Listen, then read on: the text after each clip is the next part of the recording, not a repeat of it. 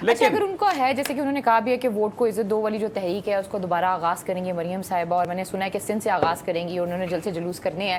ایک طرف وہ کہتے ہیں ہم نے ووٹ کو عزت دینی ہے اور انہوں نے کہا کہ عدلیہ کی طرف سے ہمیں انصاف نہیں مل رہا, دوسری طرف وہ بار بار جو ہے کبھی ضمانت کے لیے چلے جاتے ہیں, کبھی ہارڈ شپ کی باتیں کرتے ہیں, کبھی نواز شریف صاحب کی طبیعت خراب ہو جاتی ہے, کبھی وہ جو دماغ کو شریان پہنچاتی ہے, کبھی اس کا ایشو ہوتا ہے, کبھی دل کی شریان کا ایشو ہو جاتا ہے. تو پھر یہ تو ایک طرح آپ کا منافقت ہوگی, معذرت کے ساتھ میں یہ لفظ استعمال کر رہی ہوں, کہ آپ اپنے لیے ریلیف بھی مانگ رہے ہیں اور آپ انہی اداروں کو جو ہے کرٹیسائز بھی کر رہے ہیں. نہیں دیکھیں اس میں ایک آپ تھوڑا سا جو میرا پوائنٹ آف ویو, یہ نواز شریف صاحب کا حق ہے کہ وہ کسی بھی فورم پہ جائیں جو پاکستان کا آئین اور قانون اجازت دیتا ہے.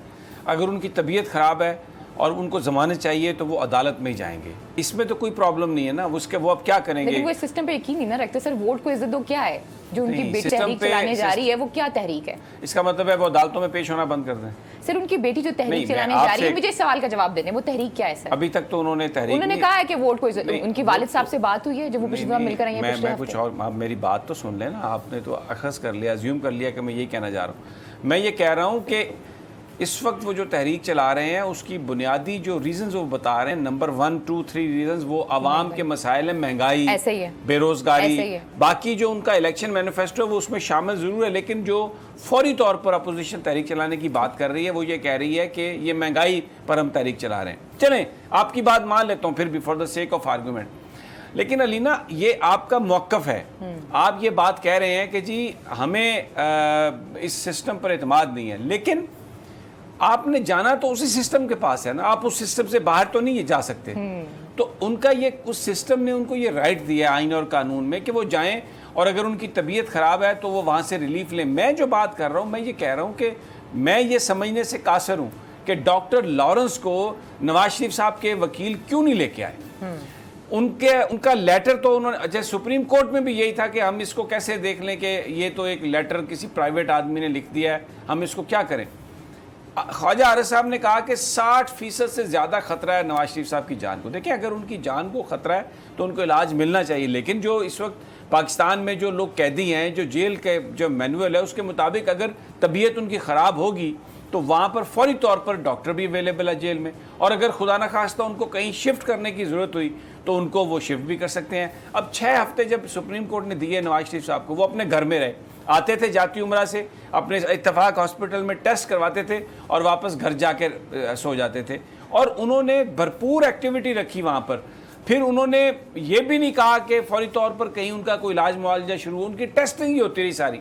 تو کیس جو ہے ان کا, اب یہ کہنا کہ جی ان کو تناؤ ہے, اب جیل میں تو جو بھی جائے گا اس کو تناؤ ہوگا, جیل تو نام ہی اسی کا ہے. میں آپ سے عرض کرتا ہوں یہ تو ایک بہت بڑا ایک پاکستان کا ایشو ہے کہ یہاں پر جو VIP لوگ ہیں, جو بڑے بڑے لوگ ہیں جن کے اوپر مختلف قسم کے الزامات ہیں, ان کو تو جیل دیکھنا ہی نہیں پڑتا. وہ تو جیل کے نام پر جہاں قید کیے جاتے ہیں ہر سہولت ان کو ہے. یہ ابھی آصف علی زرداری صاحب یہاں پر میلوڈی میں جو آفس ہے نیب کا, اس میں بند ہے. آپ یقین کریں سڑکیں تک بند ہیں, لوگ پورا آپ کو گھوم کے آنا جانا پڑتا ہے, اور ایک پورا پروٹوکول ہے ان کے لیے ان کے پاس, اور ان کے کھانے گھر سے, ان کے کپڑے گھر سے, ہر چیز ان کو. حمزہ شہباز صاحب کے لیے ایئر کنڈیشنرز اور پتہ نہیں کیا کچھ, نواز شریف صاحب کے لیے بھی یہ ٹیلی ویژن لگے ہوئے ہیں, ٹیبلز ہیں, چیئرز ہیں, پورے بیڈ ہیں. کیا جو دوسرے پاکستان کے جو لوگ جیلوں میں بند ہیں ان کو یہ سہولیات میسر ہیں؟ نہیں ہے میسر. میں کل بھی ہم نے یہ بات کی تھی, احمد مرسی جو مصر کے صدر ہیں, ان کا انتقال ہو گیا. وہ اور جب ان کا ٹرائل ہو رہا تھا, جس طرح ان کو لے کے آتے ہیں عدالت میں, وہ ایک پنجرے کی مانند ہے, اور پھر وردی پہنا کر. یہاں پر تو شیروانیاں پہنی ہوئی ہیں, واسکٹس پہنی ہوئی ہیں, جیکٹس پہنی ہوئی ہیں, سپرنٹینڈنٹ کے کمرے میں جا کے اس کی کرسی پر بیٹھ جاتے ہیں. یہاں پر تو جیل ہی نہیں ہے, یہ تو ایک نام کا جیل ہے. اور پھولوں کی پتیاں نہیں شروع کر دی ہے. سمیع صاحب آج جو خبریں آ رہی ہیں وہ یہ آ رہی تھی کہ شہباز شریف صاحب نے کوشش کی ہے نواز شریف صاحب سے ملنے کی, لیکن انہیں نہیں ملنے دیا, اور اس کا جو ریزن بتایا جا رہا ہے وہ یہ بتایا جا رہا ہے کہ وہ جیل میں بیٹھ کے سیاست کر رہے ہیں, اور آنے والے دنوں میں ہو سکتا ہے کہ بہت سے لوگ ان سے نہ مل پائیں. اب مریم صاحبہ کا پتہ نہیں. اب دیکھیں, اب جو اس ساری صورتحال میں آپ کو بتاؤں, میں آگے ابھی آصف علی زرداری صاحب کی جو تقریر ہے میں اس کا بھی آپ کو ذکر کرتا ہوں کہ آج انہوں نے سب سے پہلے آ کے یہ بات کہی کہ جی اپوزیشن کو اور حکومت کو مل کر بیٹھنا چاہیے, ہم تیار ہیں, اور بجٹ پر ہم جو تجاویز ہیں وہ ہم دینے کے لیے تیار ہیں. اب مسئلہ یہ ہے کہ جو عمران خان صاحب ہیں انہوں نے تو بالکل یہ واضح کر دیا کہ میں کوئی NRO نہیں دوں گا, کسی طرح کا کوئی ریلیف نہیں ہے. علینا خبر یہ چل رہی ہے کہ اب جو پاکستان کے ادارے ہیں وہ سب ایک پیج پر آتے جا رہے ہیں. سپریم کورٹ آف پاکستان نے بالکل یہ فیصلہ کر لیا ہے کہ کسی طرح سے بھی کسی بھی ایسے شخص کو جس کے اوپر فائنینشیل کرپشن کا الزام ہے, جس کے اوپر ریونیو اور ٹیکس کے اور جو بینکنگ کے جو معاملات ہیں اس میں کسی طرح کی بھی کوئی رعایت نہیں دی جائے گی. اور اسی طرح پاکستان فوج کے سربراہ جنرل قمر جاوید باجوہ نے جو میسج دیا, no to corruption, zero tolerance to corruption, وہ جو برگیڈیئر صاحب تھے کرپشن کے چارجز اور ایک سرونگ لیفٹیننٹ جنرل کو جو مطلب ریٹائر ہو چکے تھے 14 سال قید کی سزا, اور بھی بہت سارے لوگوں کو. تو جو پاکستان کے ادارے ہیں وہ ہمیں ایک چیز پر متفق ہوتے ہوئے نظر آ رہے ہیں کہ نو ٹالرنس فار کرپشن, سختی سے.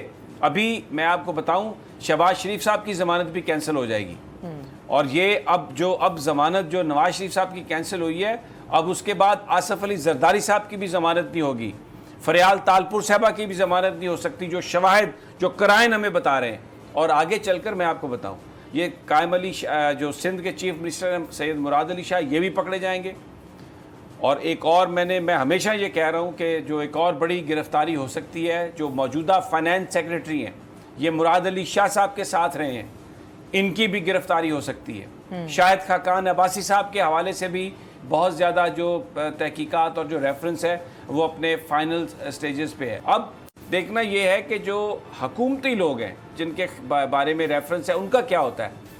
بڑی چیمگوئیاں ہو رہی ہیں کہ جو KPK کے DG نیب کو تبدیل کیا گیا, ڈائریکٹر جو تھے ان کے حوالے سے کہ شاید وہ ریمائنڈرز بار بار بھیجتے تھے کہ معلم جبا راضی جو ہے اس کے حوالے سے ہونا چاہیے.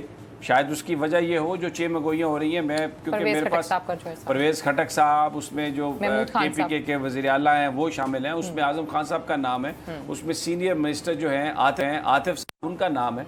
اب کیا اس کا کیا آؤٹ کم ہوتا ہے یہ آنے والے دنوں میں پتہ چلے گا. لیکن اور بنیادی طور پر دیکھیں عمران خان کی جو وہ ساری کی ساری جو گفتگو تقریر, اب کل پھر انہوں نے ہو سکتا ہے آج یا کل ان کی جو تقریر ایک نئی آئے اسی حوالے سے, کرپشن کے حوالے سے, ٹیکس ایمنسٹی کے حوالے سے, وہ بالکل ایک ان کی جو جماعت ہے, میں آپ کو بتاؤں جو ان کے ورکرز ہیں, جو ان کے کارکن ہیں, وہ ایک دفعہ ان میں پھر وہ تھرل پیدا ہو گئی ہے. عمران خان کو ووٹ اس لیے ملے تھے کہ وہ کرپشن کے خلاف پاکستان کی قوم چاہتی تھی کہ ایک جہاد ہو اور کرپٹ لوگوں سے جان چھڑائی جائے.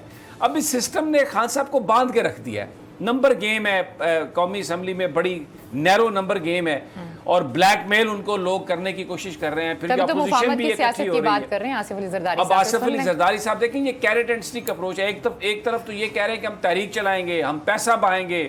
اب آج بلاول بھٹو نے کہا کہ ہم APC میں فیصلہ کریں گے کہ سینٹ کے چیئرمین کو تبدیل کرنا, یعنی اور یعنی لیکن APC کا کوئی مستقبل نہیں ہے, کیونکہ پچھلے دنوں یہ خبریں آ رہی تھی کہ بلاول صاحب جہاں پر بھی بیٹھتے ہیں تو وہ یہ بات کرتے ہیں کہ ہم نے حکومت کو نہیں گرانا ہے. لیکن اگر ہم نون لیگ کی بات کریں تو ان کی جو پہلا ایجنڈا ہے اس کے ایجنڈے پہ یہ ہے کہ انہوں نے حکومت کو گرانا ہے. تو کچھ سننے میں یہ آ رہا ہے کہ APC کے حوالے سے اور آنے والے دنوں میں احتجاج کے حوالے سے جو ہے نا یہ دونوں جماعتیں الگ الگ احتجاج کریں گی. آگے جا کے ہو سکتا ہے آصف علی زرداری کے ساتھ کیا ہوتا ہے کیا نہیں ہوتا, اس کے بعد ہو سکتا ہے کہ وہ مل لیں, کیونکہ اس وقت دونوں کی جو مائنڈ سیٹ ہے وہ ڈفرینٹ ہے. اس طرح کی خبریں آ رہی تھی. باقی مجھے نہیں لگتا کہ ان خبروں میں کوئی صداقت ہے. کوئی ان خبروں میں صداقت نہیں, ان کا کوئی مائنڈ سیٹ علیحدہ نہیں ہے. دیکھیں دونوں کی بیماری ایک ہے, دونوں کی پرابلم ایک ہے, اور وہ پرابلم یہ ہے کہ ان سے حساب مانگا جا رہا ہے پیسے کا. وہ حساب ان کے پاس نہیں ہے.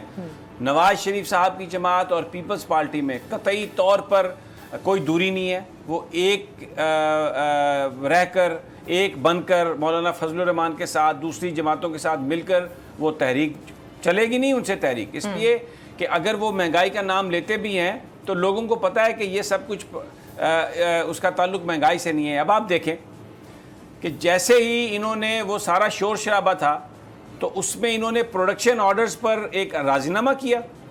اسپیکر نے پروڈکشن آرڈر جاری کیے ہیں آصف علی زرداری صاحب کے, اور ساتھ ہی خواجہ سعد رفیق کیا. کیسا سموتھ چل رہا ہے ہاؤس. تو ان کا ایشو کیا ہے؟ ان کا ایشو کو غریب لوگ نہیں ہے.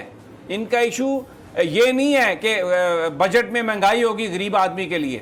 ان کا ایشو یہ تھا کہ آپ پروڈکشن آرڈر جاری کریں اور وہ لوگ وہاں سے حوالات سے جہاں پر وہ جب بند ہے وہ نکلیں باہر, ذرا کھلی فضا میں پروٹوکول لیں, ادھر آئیں اسمبلی میں بیٹھیں, گپ شپ, سیاست, کیونکہ سیاست ان کے لیے ایک مشغلہ ہے. اور زرداری صاحب تو یہ کہتے ہیں کہ حکومت ہی ہم نے کرنی ہے, یہ ملک ہی ہمارے لیے بنا ہے, ہم امیر نہیں ہوں گے تو اور کون امیر ہوگا. وہ تو برملا اس بات کا اظہار کرتے ہیں. تو پاکستان کے اندر جو امیر لوگ ہیں, جو انٹچیبلز ہیں, اگر آپ ان کو آئینہ دکھائیں گے تو آپ کو اپنا منہ سنبھال کے رکھنا پڑے گا.